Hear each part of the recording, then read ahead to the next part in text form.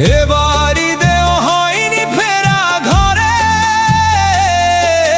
প্রিয়জন ছাড়া ঈদ কাটে মোর একলা অচিনপুরে। নিঃসঙ্গতা কুরে কুরে খায় তবুও মুখে হাসি, আমি যে প্রবাসী, আমি যে প্রবাসী। সবাই ভাবে প্রবাস মানে